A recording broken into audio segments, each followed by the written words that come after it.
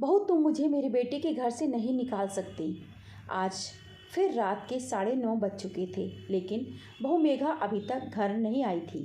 कोमल जी उसके इंतजार में कब से अंदर से बाहर हो रही थी। बीच बीच में अपने 7 वर्षीय पोते मनु को भी देखकर आ रही थी, जो कि अपनी मम्मी को याद करते हुए सो चुका था। तभी बाहर एक कार आकर रुकी। उसमें से मेघा बाहर निकलकर आई। उसके घर की रिंग बजाने से पहले ही कोमल जी ने जाकर दरवाज़ा खोल दिया। यह देखकर मेघा मुंह बिगाड़ते हुए अंदर आई। तब कोमल जी ने दरवाज़ा बंद किया और अंदर जाती हुई मेघा से सवाल किया, बहू, आज फिर तुम लेट आई हो? कम से कम ख्याल तो रखो कि मनु तुम्हारा इंतज़ार कर रहा होगा।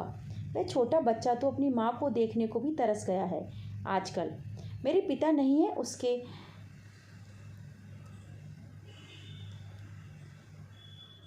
वो छोटा बच्चा तो अपनी माँ को देखने के लिए भी तरस गया है आजकल। अरे पिता नहीं है तो उसके क्या हुआ, लेकिन कम से कम माँ होने के नाते तुम तो थोड़ा ध्यान रखो उसका। और कौन था वो जिसके साथ तुम आई हो? सुनकर नेहा का दिमाग खराब हो गया। आजकल वैसे भी वो कहाँ किसी के कहे में थी। उसने पलट कर कहा, मम्मी जी, मैं कभी भी आऊँ और किसी के भी साथ आऊँ, आप होती कौन है मुझसे ये सवाल करने वाली? बहू, कैसी बात कर रही हो तुम? मैं तुम्हारी सास हूँ, इसी घर की एक सदस्य हूँ। क्या मुझे कुछ बोलने का हक नहीं है? कोमल जी ने कहा। सुनकर मेघा पलटते हुए बोली, नहीं है, बिल्कुल नहीं है मम्मी जी। ये घर मेरे पति ने खरीदा था, इस पर मेरा हक है।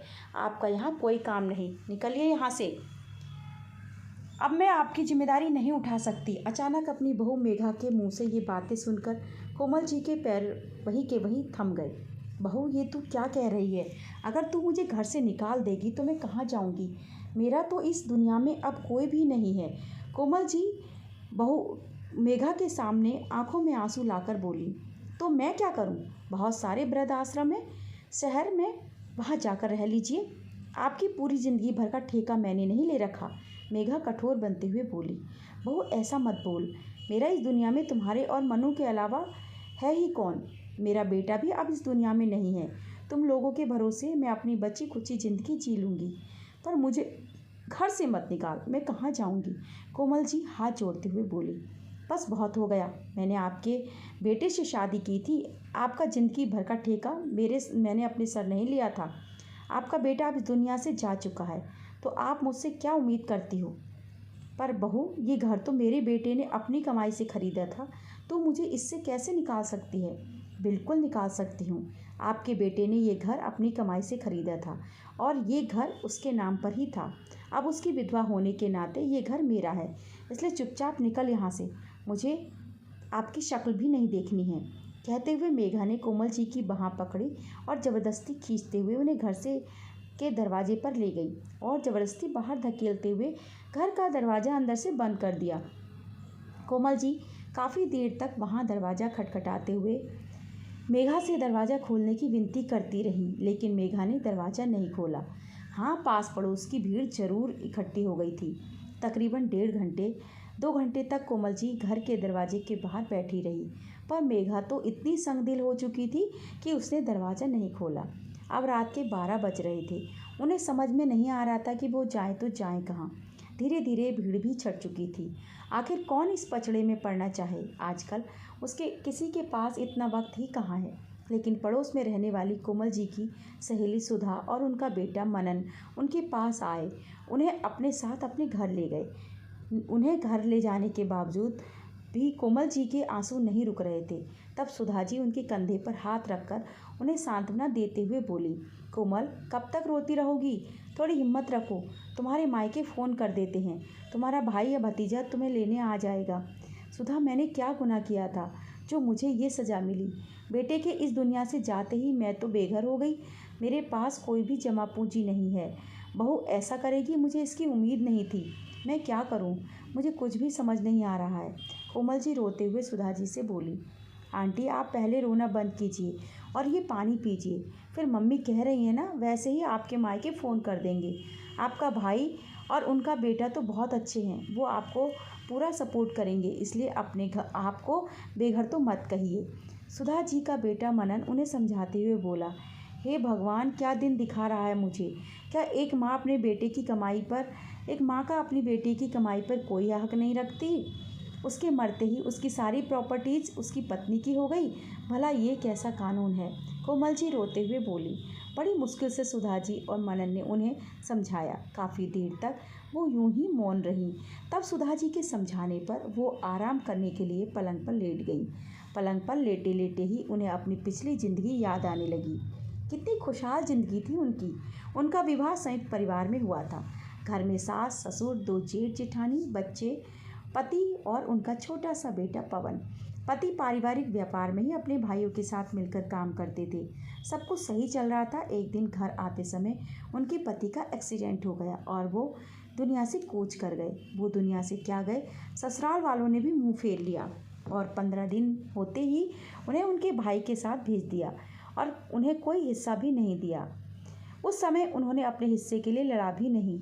तब कोमल जी को उनके बड़े भाई ने ही संभाला था। उनका भाग्य अच्छा था कि उनकी भाभी ने भी पूरा सपोर्ट किया। अपनी शादी के पहले उन्होंने सिर्फ ग्रेजुएशन किया था। यहाँ आने के बाद उनके भैया ने उन्हें पोस्ट ग्रेजुएशन करवाया और एक स्कूल में उनकी नौकरी लगवा दी। नौकरी लगने के बाद भैया भाभी के मना करने के बावजूद भी वो घर के पास ही किराए के कमरे में शिफ्ट हो गई और अपना और अपने बेटे का खर्चा खुद उठाने लगी। पवन भी पढ़ने में अच्छा था। जब वो बड़ा हुआ तो पढ़ लिख कर उसने एक MNC में कंपनी ज्वाइन कर ली। नौकरी लगने के बाद काफ़ी देखभाल कर मेघा के साथ कोमल जी ने उसकी शादी करवा दी। मेघा भी बहुत जल्दी इस घर में रच बस गई। 2 साल बाद बेटे मनु की माँ भी बन गई। अब घर के अधिकतर सारे खर्चे पवन ही उठाता था और कोमल जी की सैलरी सेविंग के तौर पर सेव हो जाती थी। घर पर एक कमी हमेशा होती थी कि उनका अपना खुद का कोई घर नहीं था। वो लोग किराए के घर में ही रह रहे थे। तब 1 साल पहले पवन ने अपना खुद का मकान खरीदा था, जिसमें कोमल जी ने भी अपनी सारी सेविंग दे दी थी।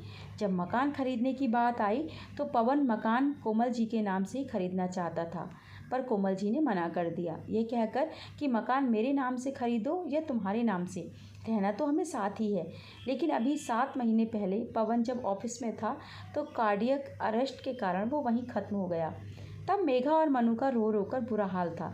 कोमल जी ने भी अपना इकलौता बेटा खोया था, लेकिन अपनी बहू और पोते के कारण उन्होंने अपने आप को मजबूत कर लिया था। लेकिन अब जिंदगी तो जीनी ही थी। मेघा पढ़ी लिखी थी तो 1.25 महीने होते उसने एक बैंक में नौकरी ज्वाइन कर ली। कोमल जी ने हर मोड़ पर मेघा का साथ दिया। घर का काम भी दोनों सास बहू मिलकर कर लेती थी। पीछे से कोमल जी मनु को संभालती। उन्होंने मेघा के पहनने ओढ़ने को लेकर भी कभी टोका टाकी नहीं की। कुछ दिन तो सब ठीक चला, लेकिन उसके बाद मेघा के स्वभाव में फ़र्क आने लगा। लेकिन अभी पिछले 15-20 दिनों के से मेघा लेट आने लगी थी और लेट भी आती तो हमेशा किसी न किसी लड़के के साथ आती। अब तो आस पड़ोस में भी बातें होने लगी थी। कोमल जी उससे पूछने की कोशिश करती तो वह भड़क जाती। उन्होंने मेघा को यहाँ तक भी कहा कि अगर वो शादी करना चाहती है तो बेहिचक कर सकती है, मनु को वो संभाल लेगी। लेकिन मेघा ने कोई जवाब नहीं दिया। पता नहीं क्या चल रहा था उसके मन में, लेकिन आज ये सब होगा इसकी तो कोमल जी ने बिल्कुल भी उम्मीद नहीं की थी। सोचते सोचते कब कोमल जी को नींद आ गई उन्हें पता ही नहीं चला। सुबह जब उनकी नींद खुली तो बाहर उनके भैया की आवाज़ आ रही थी। वो उठकर बाहर आई तो उन्हें देखते ही रो पड़ी।